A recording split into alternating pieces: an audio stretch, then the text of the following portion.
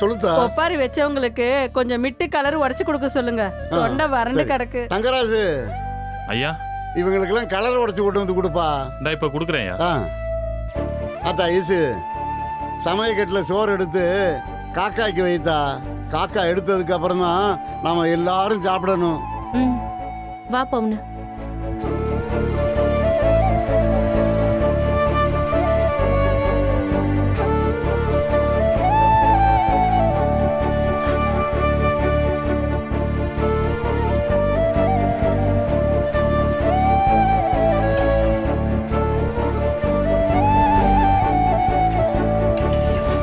சாம்பார் இருக்கே ஈசு, எதுக்கு ரசத்தை ஊத்துற? ஆமா, காக்காவுக்கு சாம்பார், பொரியல், வடை, பாயசம் இதெல்லாம் வைப்பாங்க. இதுவே போதும். வா.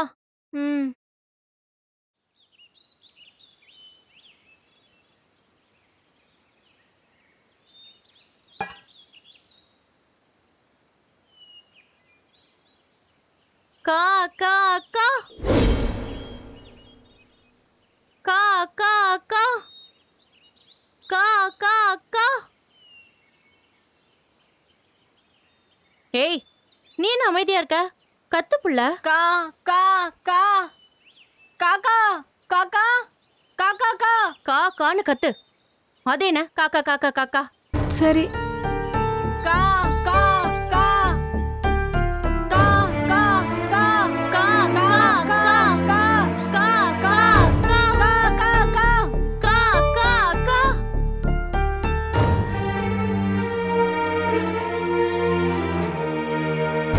என்ன ஒரு காக்கா சன்னியானும் வரமாட்டேங்குது.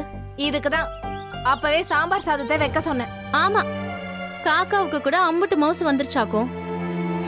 ஒழுங்கா இந்த ரசத்தை தின்னட்டும், இல்லனா பட்னி கிடந்து சாகட்டும். இதுக்குதான் அந்த மலரை வச்சு வேலை பார்க்க வேண்டாம்னு சொன்னேன். இப்ப பார்த்தல, காக்கா கூட சோறு எடுக்க மாட்டேங்குது. இப்ப என்ன பண்றது ஈசு? காக்கா சோறு எடுக்கலனா நமக்கு சோறு போட மாட்டாங்களே. எடுக்கலன்னு சொன்னா தானே சோறு போட மாட்டாங்க. எடுத்துச்சு இலைய கூட விட்டு வைக்காம மூக்கு மட்டும் சாப்பிட்டுச்சுன்னு சொன்னா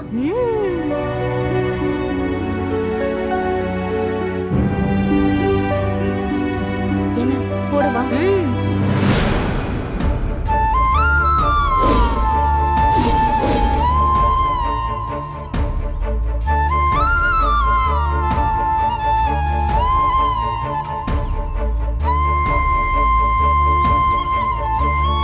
போலாம் வா.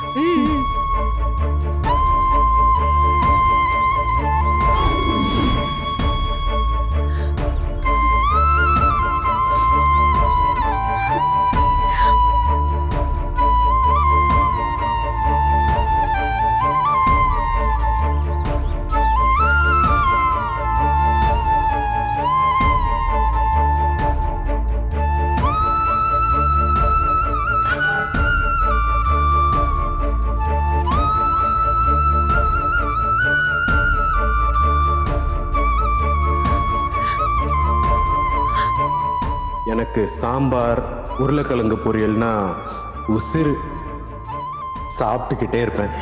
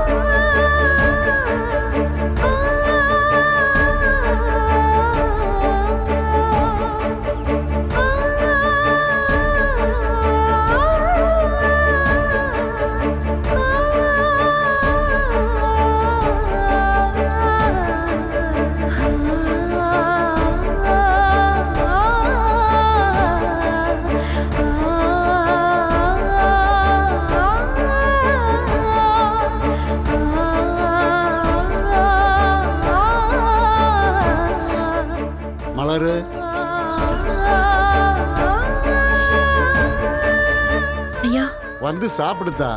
வாத்தா. இல்லைங்க ஐயா, விரதம் இருக்கு, சாப்பிட மாட்டேன்.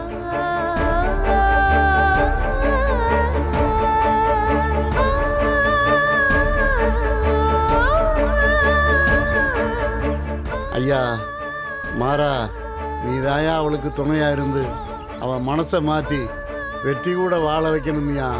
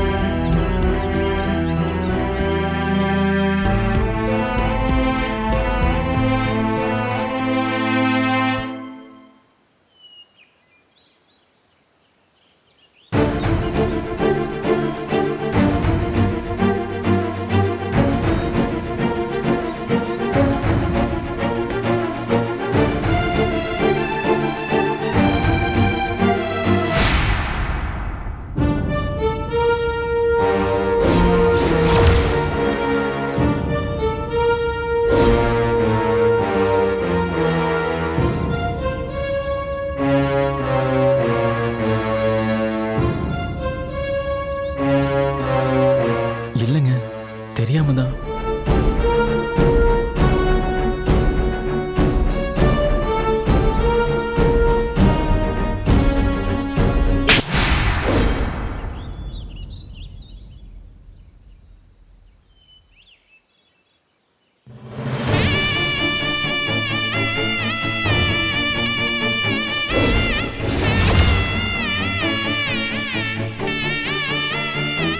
என்ன தைரியம் இருந்தா மேல கை வச்சிருப்ப.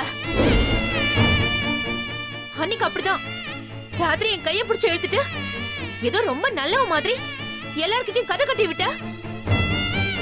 இன்னைக்கு என்னடானா யாரும் இல்லாத நேரம் பார்த்து அசிங்கமா தோல்ல கை வைக்கிற. இதுல இருந்தே உன் கேவலமான புத்தி என்னன்னு எனக்கு நல்லா தெரியுது. எல்லாரும் இருக்கும்போது எல்லாரும் முன்னாடியும் எதுவும் ஏற்பாடு பண்ணாதீங்க, அது பண்ணாதீங்க, இது பண்ணாதீங்கன்னு கெஞ்சற மாதிரி நாடகம் ஆட வேண்டியது. ஆனா யாரும் இல்லாத நேரம் பார்த்து மேல கை வைக்க வேண்டியது, அப்படித்தானே? உனக்கே அசிங்கமா இல்ல இதெல்லாம்? உன்னை பார்த்தாலே எனக்கு அருவருப்பா இருக்கு. நீ யாருன்னு எனக்கு இப்ப நல்லா தெரிஞ்சிடுச்சு. அன்னைக்கு கூட நீ சொல்லிதான் வீட்ல எல்லா ஏற்பாடும் நடக்குதுன்னு உன் அக்காவை என்கிட்ட சொல்லிட்டாங்க. அவங்க கிட்ட போய் எல்லா ஏற்பாடும் பண்ணுங்கன்னு சொல்ல வேண்டியது, ஆனா ஏன் முன்னாடி வந்து வேண்டாம் வேண்டாம் கெஞ்ச வேண்டியது, அப்படிதானே? அப்பதானே நான் எதுவும் பண்ணல, எனக்கு எதுவுமே தெரியாது, நான் ரொம்ப நல்லவன், அவங்கதான் ஃபோர்ஸ் பண்ணாங்கன்னு பழிய அவங்க மேல போட முடியும்? குழந்தையையும் கிள்ளி தொட்டிலையும் ஆட்டி விடுறியா? உன் திட்டம் எல்லாமே எனக்கு தெரியும். ஆனா கடவுள்னு ஒண்ணு இருக்கு, அதான் அன்னைக்கு உன் கைய உடைச்சு எல்லா ஏற்பாட்டையும் நிப்பாட்டிடுச்சு. இல்லங்க, நான் தெரியாம தான். இத போய் வேற யார்கிட்டயாவது சொல்லு, அவங்க நம்புவாங்க. ஆனா நான் இன்னொரு தடவை மேல கை வைக்க முயற்சி பண்ண உன்னை எரிச்சிடுவேன்.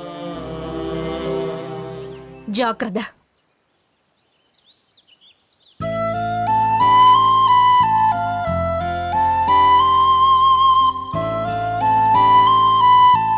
இவங்க சந்தோஷமா இருக்கணும்னு நான் ஒவ்வொரு விஷயமும் பண்றேன். என் உயிரை பணையம் வச்சு நான் மாடியில இருந்து கீழே விழுந்தேன், என் கையை உடைச்சுக்கிட்டேன். ஆனா இனியும் என்ன தப்பா நினைச்சுக்கிட்டு இருக்காங்க. என்னைக்காவது ஒரு நாள் என்ன புரிஞ்சுப்பாங்க. மாறா, என் மேல தப்பு இல்லடா, என்ன நீயாவது நம்புடா.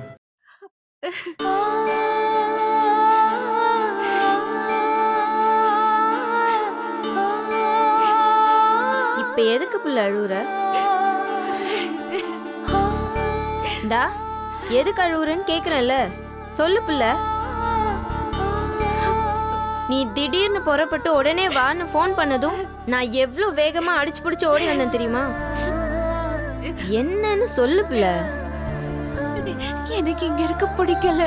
டா, எனக்கு தெரியாத விஷயம் ஏதாவது நடந்தா சொல்லு. இன்னைக்கு அந்த ஆள் என்ன பண்ணாரு தெரியுமா? நீ அந்த ஆளு இந்த ஆளுன்னு வெற்றி தானே சொல்ற? சரி சொல்றி, வெற்றி என்ன பண்ணா?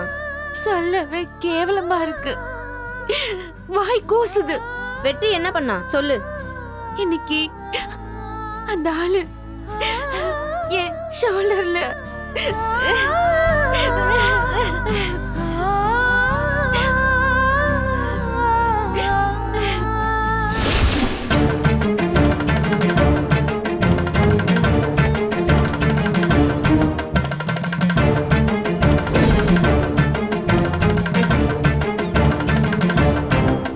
இல்லைங்க, தெரியாம தான்.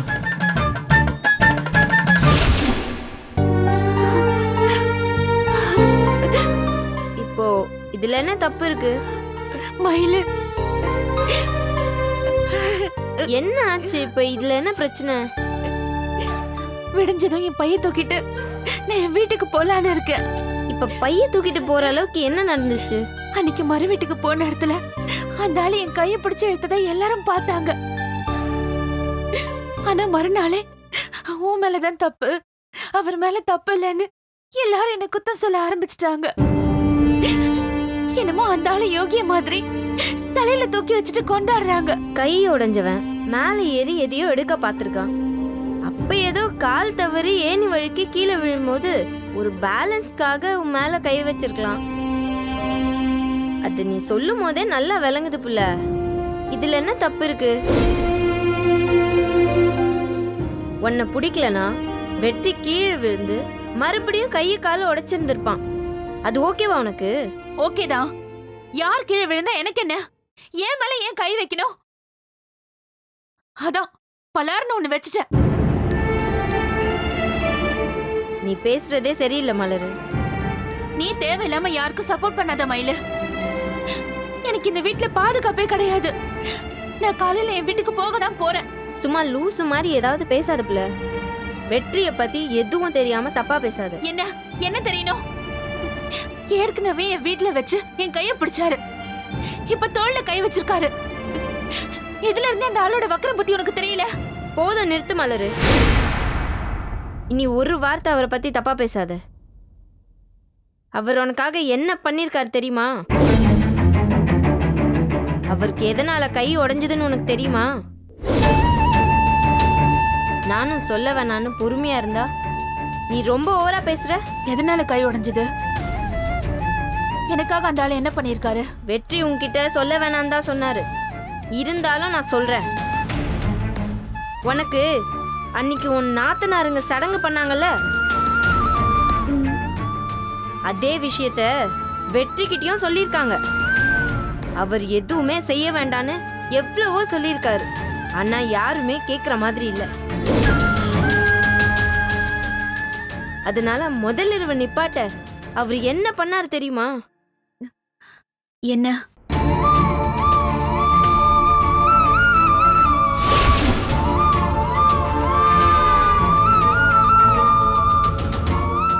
ஐயோ வெற்றி! போதுமா?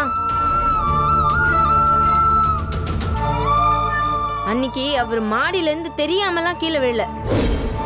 தனக்கு கையோ காலோ உடைஞ்சாதான் இந்த ஏற்பாட்டெல்லாம் நிப்பாட்ட முடியும்னு யோசிச்சு வேணும்னே மாடியில இருந்து கீழே விழுந்து தன்னோட கையை உடைச்சுக்கிட்டாரு.